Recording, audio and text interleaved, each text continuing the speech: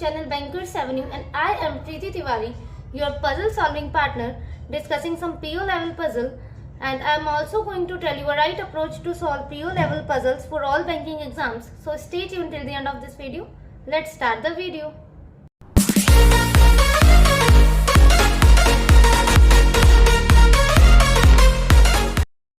ठीक है, स्टार्ट करते हैं अपने फर्स्ट स्टेटमेंट के साथ। और हिंदी मीडियम वालों के लिए मैंने स्क्रीन पर क्वेश्चन लगा दिया है, आप वहां से रीड कर लीजिए प्लीज, ठीक है। और इंग्लिश मीडियम वालों के लिए मैं रीड कर रही हूँ, आगे क्वेश्चन आ जाएगा आपके लिए भी, ठीक है। There are 8 persons A B C D E F G and H of different ages 15, 16, 17, 22, 25, 30, 32 and 35, but not in the same order. The age of A is divisible by 5. The difference between the age of A and G is 10. जो A और G का difference है वो क्या है, हमारा 10 है, ठीक है।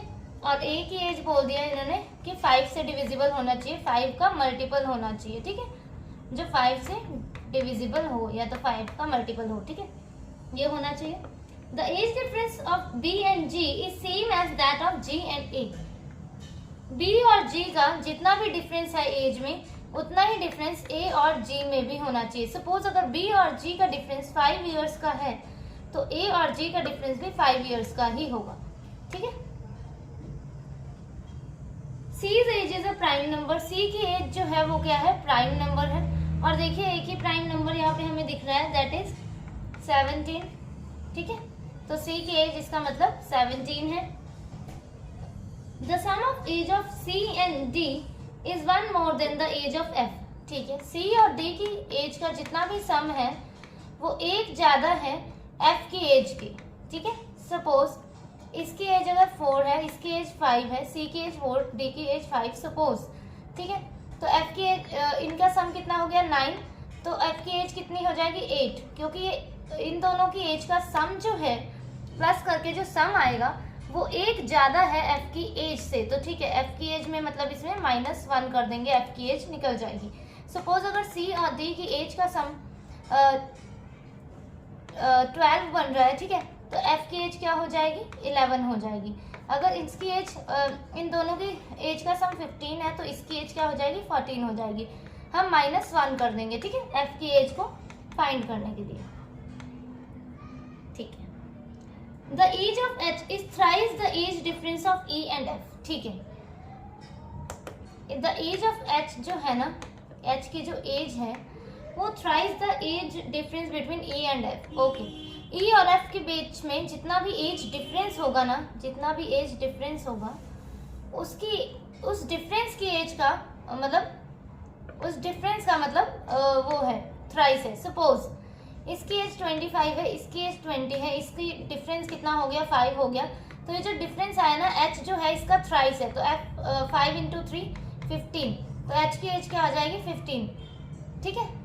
समझ आया। देखो अगर सपोज करते हैं इसकी एज अगर 42 है और इसकी एज अगर 40 है तो इसकी एज का डिफरेंस कितना आया 2, तो H की एज कितनी आ जाएगी 2 का 3 टाइम्स, दैट इज 6, ठीक है। समझ आ गया कि एज जो है ना, एज डिफरेंस जो है E और F के बीच में जितना होगा, जितना भी एज डिफरेंस होगा, H उनकी एज डिफरेंस का थ्राइस है, थ्राइस एज है उसकी, ठीक है। B is elder than F, B जो है F से बड़ा है, ठीक है। तो ठीक है, ठीक है, एक एक करके देखते हैं। A B C D E F G H, थोड़ा सा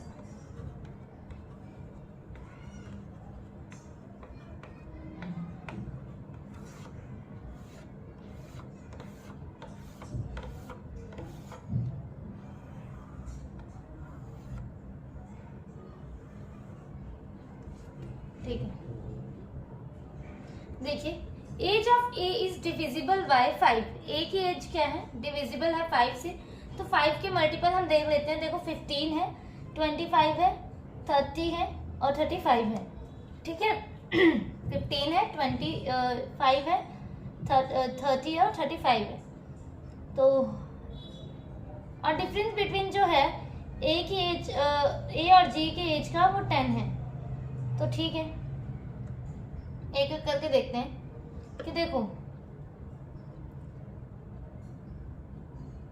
अगर मैं यहाँ पे 35 रखती हूँ, ठीक है, 35 से स्टार्ट करते हैं, यहाँ 35 रखती हूँ तो ए और जी की एज का डिफरेंस क्या बोला उन्होंने, 10 ईयर्स का है।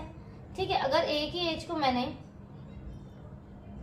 35 लिया, ठीक है, तो जी की एज मुझे क्या लेनी पड़ेगी 25, तो 10 ईयर्स का गैप हो जाएगा। ठीक है, तो यहाँ 25 आ गया, यहाँ 35 आया, यहाँ 25 आया। ठीक है, क्योंकि अब हम 4 तो पॉसिबिलिटीज नहीं बना सकते ना, तो इसीलिए देखो 35 यहाँ 25, तो बी और जी का 15 ये भी बैठ जाएगा। ठीक है ये हो जाएगा। देखो अच्छा 35 वाला तो हो रहा है, तो अभी देखते हैं 25 वाला। देखो अगर मैं 25 यहाँ लेती हूँ, ठीक है, मैंने यहाँ पे क्या ले लिया 25, तो 25 से चलो अच्छा ऐसा करते हैं, एक एक करके स्टार्ट कर देते हैं। 15 ले लेते हैं पहले यहाँ पे, और यहाँ पे 25, फिर आगे देखते हैं अगर कोई ज़रूरत पड़ेगा। तो 15 से एज डिफरेंस कितना है, ए और जी का एज डिफरेंस कितना बोला है, 10 ईयर्स का बोला है, तो यहाँ पे 10 प्लस कर देते हैं जी में। ठीक है, क्योंकि 10 माइनस तो नहीं कर सकते, क्योंकि 5 ईयर्स तो किसी की भी एज नहीं है, तो 15 + 10 25। ठीक है, और जितना भी ए और जी का कितना डिफरेंस है 10 है, तो बी और जी का भी कितना डिफरेंस हो जाएगा 10 हो जाएगा। तो बी की एज कितनी आ जाएगी 25 + 10 35। ठीक है, यहाँ पे देखिए अगर 25 लेती हूँ मैं यहाँ पे, तो जी की एज कितनी हो जाएगी, एज डिफरेंस कितना बोला है, एज इज जी इज 10 बोला है ना, तो ठीक है देखो 10 का गैप बोला है इन्होंने।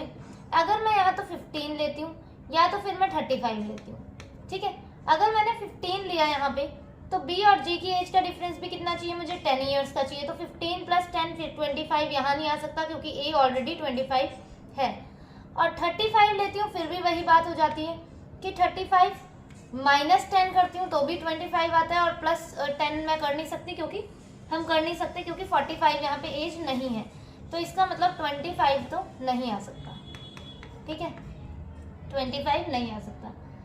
30 से चेक करते हैं। देखो 30 अगर मैं लेती हूँ, ए की एज अगर 30 ले लेते हैं, तो यह तो 10 का डिफरेंस बन ही नहीं रहा है। 30 में तो 10 का डिफरेंस बन ही नहीं रहा है। देखो 30 + 10 40 भी नहीं है यहाँ पे, और 30 - 10 जो है 20 भी नहीं है। ठीक है, देखो 30 - 10 जो है 20 एज भी नहीं है किसी की, और ना ही +10 40 एज भी नहीं है, तो 30 तो हम ले ही नहीं सकते किसी हालत में। अब बचता है सिर्फ 35, तो ठीक है 35 ले लेते हैं।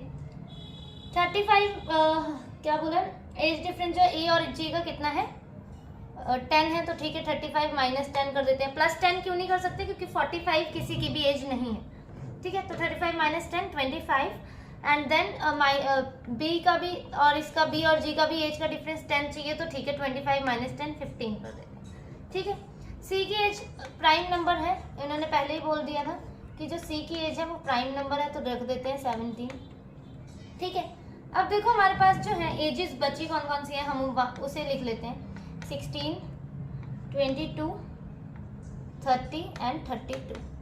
ये एजेस जो है हमारे पास बच गई हैं यहाँ पे। ठीक है, देखो और आगे क्या बोल रहे हैं, C age is a prime number, sum of ages of C and D is 1 more than the age of F. देखो एफ की एज क्या आ सकती है 16 तो आ नहीं सकती, क्योंकि सी और डी का जितना भी सम है ना, अभी मैंने बताया आपको, वो एक ज्यादा है एफ की एज का, तो एफ 16 तो आ ही नहीं सकता एफ की एज। ठीक है, एफ की एज 16 क्यों नहीं आ सकती वो पता लग गया ना, क्योंकि एफ की एज तो ज्यादा है ना सी और डी से, मतलब सी और डी से नहीं ज्यादा, पर हाँ सी और डी से ज्यादा है, पर ये है कि इनके सम जो भी है उससे एक एज कम है। ठीक है, 1 साल कम है, यही है ना, हाँ इज 1 मोर देन। ठीक है, तो देखो ऐसा करते हैं, सी और डी में ऐड करना स्टार्ट कर देते हैं।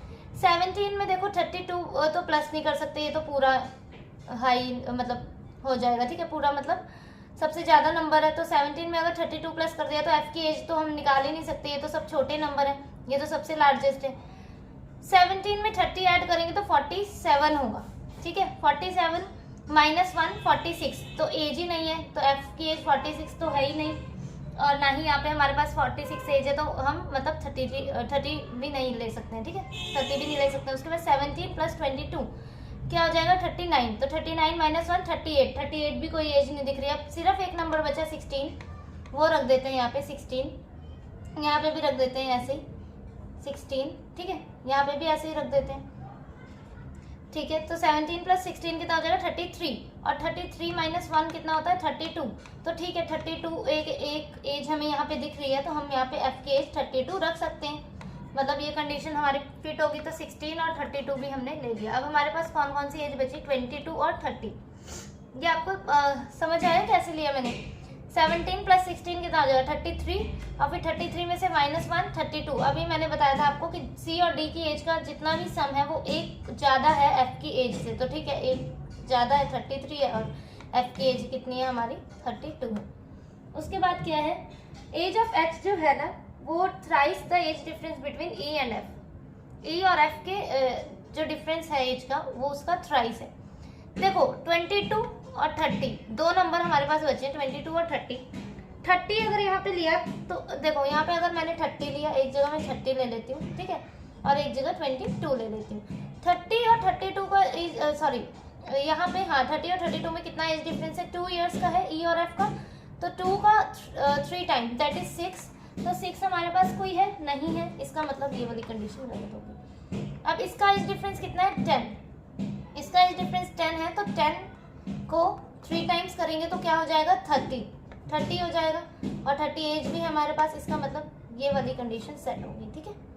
A 15, B 35, C 17, D 16, E 22, F 32, G 25, H 30।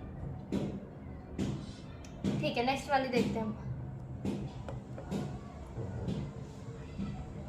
9 persons are working in 3 different departments, IT, finance and marketing in the same company. Minimum 2 person and maximum of 4 person are working in each department. V works with only J। देखो V works with only J का मतलब क्या है, जिस भी department में V और J हैं ये सिर्फ दो ही हैं, क्योंकि V जो है सिर्फ J के साथ काम करता है और वो किसी के साथ काम नहीं करता। ये जो जॉन से भी डिपार्टमेंट में है ये, तो ये सिर्फ दो ही हैं, ठीक है, V और J, और कोई इनके डिपार्टमेंट में एंटर नहीं कर सकता, ठीक है, ये याद रखना क्योंकि फिर बाद में मेरे पास स्पेस नहीं रहती लिखने के लिए। W works in the marketing department, ठीक है, W जो है मार्केटिंग डिपार्टमेंट में है। U works with Y, U जो है Y के साथ काम करता है, पर इसका मतलब ये नहीं है कि ये सिर्फ दो ही है, क्योंकि इन्होंने ये नहीं लिखा कि U works with only Y। जब ओनली लिख देते हैं तब हम ये मानेंगे कि ये जो है जिस भी डिपार्टमेंट में है दो ही काम कर रहे हैं। इनके डिपार्टमेंट में 2, 3, 4 मैक्सिमम 4 पर्सन हो सकते हैं, ठीक है, पर U जो है जहां भी आएगा Y के साथ ही आएगा। Z works neither with I nor with K। Z जो है ना ही I के साथ काम करता है ना ही K के साथ काम करता है। K is working with X, K जो है X के साथ काम करता है, ठीक है।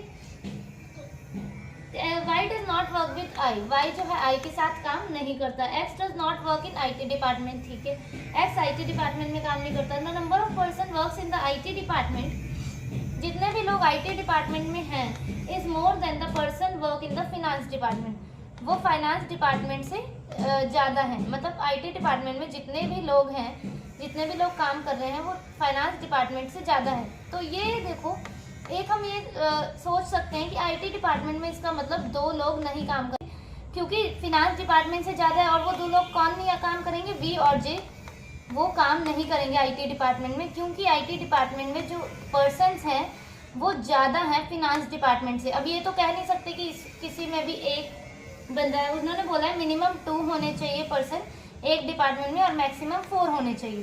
तो ठीक है, आप समझ रहे हो ये वाली लाइन कि IT डिपार्टमेंट में जितने भी लोग हैं वो फिनांस डिपार्टमेंट से ज़्यादा हैं, ठीक है। तो इसका मतलब क्या हो गया कि IT डिपार्टमेंट में सिर्फ 2 लोग नहीं आएंगे, 2 से ज़्यादा ही आएंगे, 3 या 4, 2 लोग नहीं आएंगे, क्योंकि फिनांस डिपार्टमेंट किसी भी डिपार्टमेंट में ये है कि 2 लोग तो होने चाहिए। अगर इसमें 2 हैं तो इसमें 3 और 4 होने चाहिए। तो V और J इसका मतलब IT डिपार्टमेंट में काम नहीं करेंगे, क्योंकि IT डिपार्टमेंट में पर्सन जो है वो ज़्यादा है, ठीक है। इतना आप समझे? आई थिंक इतना तो इसमें तो कोई दिक्कत नहीं होगी कि ये इन्होंने यही बोला कि IT डिपार्टमेंट में जितने भी लोग हैं वो ज़्यादा है फिनांस डिपार्टमेंट में, और एक डिपार्टमेंट में हमें पता है कि मिनिमम 2 पर्सन होने ही चाहिए। तो 2, अगर मैं इसमें 2 भी मानूँ मिनिमम पर्सन, तो इसका मतलब 3 या 4 है, इसीलिए वी और जे जो है IT डिपार्टमेंट में नहीं आएंगे। ठीक है, चलो अब बनाते हैं आगे। IT finance marketing. देखो ये तो हमें पहले ही पता लग गया, वी और जे यहाँ पर नहीं आएंगे IT में, क्योंकि IT में डिपार्टमेंट में जितने भी लोग हैं वो ज़्यादा हैं फिनांस डिपार्टमेंट से। ठीक है, मतलब IT में वी और जे नहीं आएंगे। और यहाँ पे कुछ हमें दे रखा था कि X does not work in IT department, X जो है IT डिपार्टमेंट में नहीं है। And K is working with X does not work with IT department, U works with Y, Z works neither with I nor with K is working with X। ठीक है, देखो 2 possibility बना देते हैं, IT finance और marketing. अब देखो we और जे यहाँ नहीं जाएंगे, एक जगह वी और जे को हमने यहाँ रख लिया और एक जगह वी और जे को यहाँ पे रख दिया। ठीक है, अब क्या बोला है इन्होंने, देखो ये भी है एक लाइन कि के जो है एक्स के साथ काम कर रही है ना कुछ, के इज वर्किंग विद एक्स। ठीक है, के जो है एक्स के साथ काम कर रहा है और एक्स जो है वो IT डिपार्टमेंट में नहीं है। के एक्स के साथ काम कर रहा है तो के एक्स यहाँ तो आ नहीं सकते, क्योंकि यहाँ तो अब 2 लोग आ चुके हैं, अब कोई नहीं आएगा यहाँ पे। ठीक है, तो एक्स यहाँ पे नहीं है, तो मतलब के भी यहाँ पे नहीं होगा क्योंकि IT डिपार्टमेंट नहीं है। तो के और एक्स यहाँ पे हो गए, यहाँ पे IT डिपार्टमेंट में के और एक्स नहीं आ सकते, तो के और एक्स यहाँ हो गए, इस यहाँ पे और कोई नहीं बैठ सकता। ठीक है, V works with only J, W works in the marketing department. देखो W जो है मार्केटिंग डिपार्टमेंट में है, तो देखो W तो यहाँ आ ही नहीं सकता क्योंकि यहाँ तो ऑलरेडी वी और जे बैठे हैं, इसका मतलब ये कंडीशन गलत होगी। अब यहाँ पे कर देते हैं W जो है मार्केटिंग में है। ठीक है, अब क्या बोला है, Z neither works with I nor K, Z जो है I और K के साथ काम नहीं करता है। ठीक है, Z जो है Y किसके साथ, I और K के साथ काम नहीं करता है, and Y does not work with I। ठीक है, देखो Z यहाँ भी नहीं आ सकता क्योंकि Z K के साथ काम नहीं करता, Z यहाँ नहीं आ सकता, इसका मतलब Z यहाँ ही आ सकता है। और Z जो है किसके साथ काम नहीं करता, I और K के साथ। ठीक है, मतलब Z अपने डिपार्टमेंट में I को नहीं लेगा, तो I कहाँ आ जाएगा हमारा, I यहाँ ही आ जाएगा सिर्फ, क्योंकि I यहाँ भी नहीं आ सकता, यहाँ तो सिर्फ V और J ही है इस फाइनेंस डिपार्टमेंट में। उसके बाद अब कौन बच गया वो रख देते हैं यहाँ पे, U works with Y, U और Y ये बच गए, ये हमारे यहाँ पे आ गए। तो ठीक है, IT में बोला था फिनांस से ज़्यादा है, तो 3 यहाँ पे हो गए और 4 यहाँ पे हो गए, ये हमारी पजल सेट होगी, ZUY VJ KX WY। ठीक है,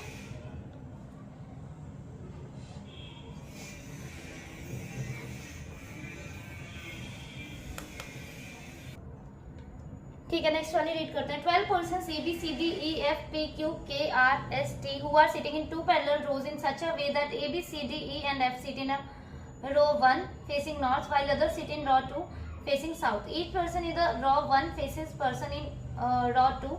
There is equal distance between each of the adjacent person. ठीक है, बना लेते हैं पहले।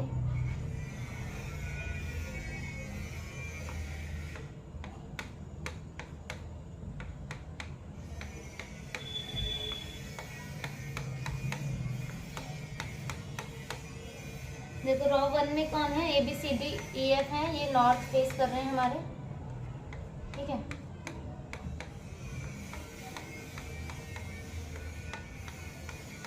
ये पॉसिबिलिटी नंबर 1 है हमारी और ये 2 है। ठीक है, ऐसे कर दिया मैंने थोड़ा सा। ठीक है, C faces the person who sits immediate left of S. At least 3 persons sit to the right of C who does not face Q. E sits second to right of C. The person who is second to right of K faces E. R sits to the immediate right of P and faces B.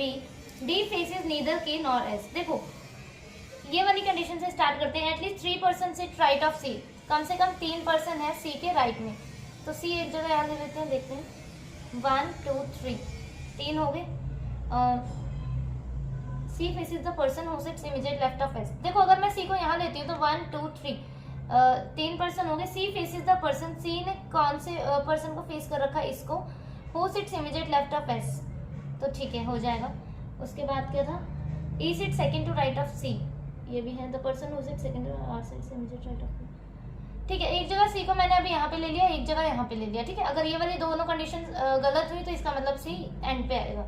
अभी इतनी space नहीं है, अभी यहाँ पे एक जगह ले लिया, यहाँ पे एक जगह ले लिया। C faces the person who sits immediate left of S. C ने किसको फेस कर रखा है, इसको, जो कि इमीडिएट लेफ्ट है एस के, ठीक है। तो एस यहाँ आ जाएगा, ये साउथ है तो इसका लेफ्ट यहाँ आ जाएगा। और यहाँ पे C faces the person who sits immediate left of S, तो यहाँ पे, ठीक है। देखो कॉर्नर में हम वैसे भी नहीं ले सकते थे, C faces the person who sits immediate left of S. तो देखो सी और ये आ जाता, सी ने उसे फेस किया है जो एस के इमीडिएट लेफ्ट में है। तो अगर हम सी को यहाँ लेते तो हमें इसके साइड में भी एक जगह चाहिए थी, तो एस हम रख ही ना पाते, इसका मतलब सी यहाँ और यहाँ ही आ सकता था, ठीक है। सी यहाँ पे क्यों नहीं आ सकता था, क्योंकि हम यहाँ अगर रखते तो एस हम ना बिठा पाते, क्योंकि कॉर्नर में हो जाता है। कॉर्नर के हमें यहाँ पे एक जगह चाहिए थी, क्योंकि सी ने उस बंदे को फेस कर रखा है जो भी इमीडिएट लेफ्ट है एस के, ठीक है।